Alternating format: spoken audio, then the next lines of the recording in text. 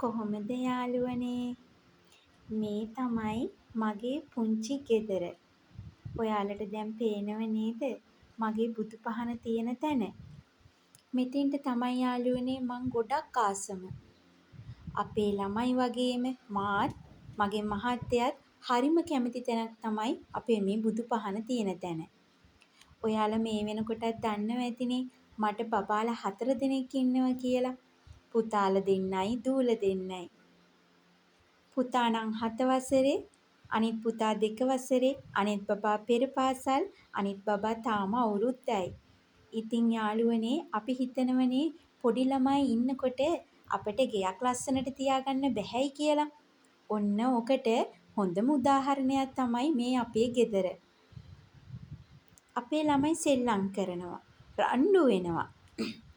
ඒත් යාළුවනේ මම මගේ ගෙදර හැම තැනක්ම හරිම පිරිසිදුවට ලස්සනට තියාගෙන ඉන්නවා. ඔයාලට පේනව නේද? මෙන්න මේ බිත්තියට අලවලා තියෙන ගඩොල් වගේ ඒ බිත්තියේ පැත්ත. ඒක යාළුවනේ ස්ටිකර් එකක්. එතෙන්ටත් මම ලස්සන මල් වැලක් එල්ලලා ඒ බිත්තිය ලස්සනට කවර් කරලා තියෙනවා. එහෙම කවර් කරාම යාළුවනේ අපේ දරුවෝ බිත්තිය අල්ලලා ගියත් ඒවා කුණු ගෑවෙන්නේ නැහැ. මේ පැලේ නම් මම කැලෙන් අරගෙන ආපු පැලයක්. සල්ලි දීලා නම් අරගත්තේ නැහැ. කැලෙන් ගලවගෙන ඇවිල්ලා මේ පෝච්චියේ ඉඳුවා. බලන්නකෝ ඒකේ ලස්සන. අපේ භාෂාවේ පොඩි පොඩි අඩුපාඩුකම් වෙන්න පුළුවන්. ඒව ගණන් ගන්න එපා යාළුවනේ. අපි දකුණේනේ. අපේ ගෙදර මම තවත් ආසම වයිබ් එකක් තියෙන තැනක් තමයි මෙන්න මේ සුදු පාට තියෙන ගහත් එක්ක තියෙන මගේ පුටුව. මේ පුටුව නම් යාළුවනේ කළු පාටට තිබුණේ. මම ඉතින් සුදු පාට කරලා ගත්තා. මේ පැල වර්ගත් යාළුවනේ මේ බිත්තියේ එල්ලලා තියෙන කැලෙන් ගලවගෙන ඇවිල්ලා. බලන්නකෝ එතන අමුතු වයිබ් එකක් තියෙනවනේ. බබාලා 4 දෙනත් එක්ක මං හරිම ලස්සනට පිරිසිදුවට තියාගෙන ඉන්නවා. එයාලත් දැන් ඒවට පුරුදු වෙලා.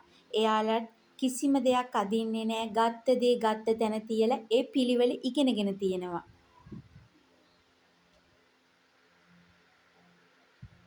ඔන්න ඔය පින්තූරවල නම් ඉන්නව මගේ පැටවු ටිකයි මගේ මහත්තයයි. ඒත් ඔතන එක චූටි පැටියෙක් අඩුයි. තාම ෆොටෝ එක නම් ගැහුවේ නෑ. ගහලා එයාගෙත් එක එතන එල්ලන්න ඕනනේ.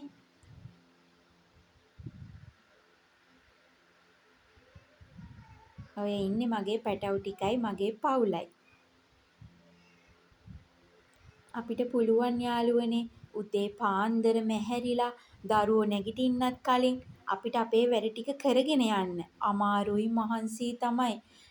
සමහරක් දවස්වලට 4:00 විතර නැගිට්ටම රෑ 11 විතර 12 වෙනකන් විතර වැඩ කරලා ආයේ ඒ විදිහටම අපිට නැගිටින්න වෙනවා.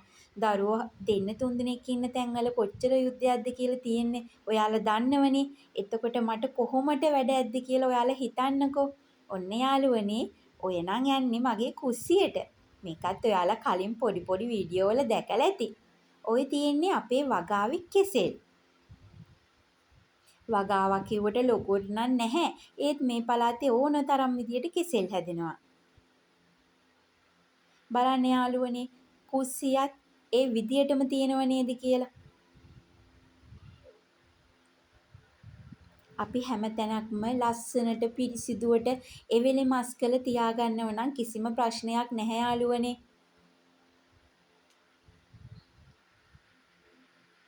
චූටි තැන් තියෙනවා. ඒව නම් තාම හදලා නැහැ. ඒව ගණන් ගන්න එපා. පැන්ට්‍රි තාම ගහලා පැන්ට්‍රි කබඩ් නම් ගහලා නැහැ. ඒවට මම ලස්සන රෙදි ගෙනල්ලා මහලා වැඩ දාලා එල්ලනවා. ඔන්න බලන්නකෝ. මෙතන ඉස්සර ලිපක් තිබුණා. මං ඒ ලිප අයින් කළා මගේ ගෑස් ලිප තියාගත්තා. මේ බිත්තියටත් මං අලවලා තියෙන ස්ටිකර් එකක්.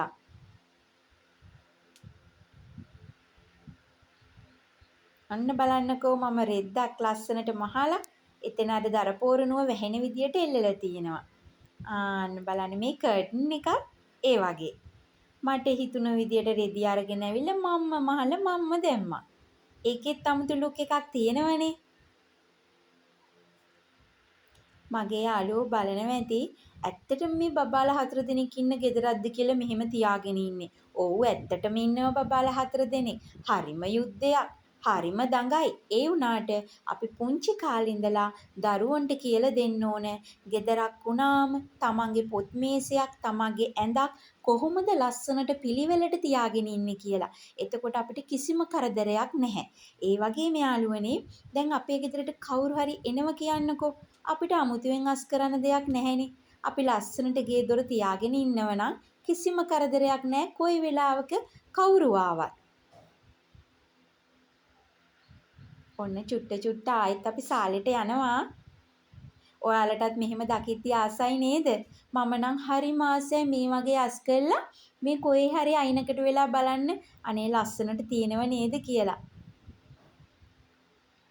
උදේටත් ගෙදර අස් කරලා අතු ගාලා ආපහු දවල්ටත් දරුවෝ නැගිටලා එන්න කලින් අස් කරලා ආපහු හැන්දෑවටත් මේ බුදු පහන තියන්න කලින් මේ විදියට මස් කරලා මෙහෙම ලස්සනට අපිට සාලේ තියාගන්න බැරි නම් ඒකෙන් අපිට ඇත්තටම ප්‍රයෝජනයක් නැහැනේ. අපි දැනගන්න ඕන උත්සාහවන්ත වෙන්න.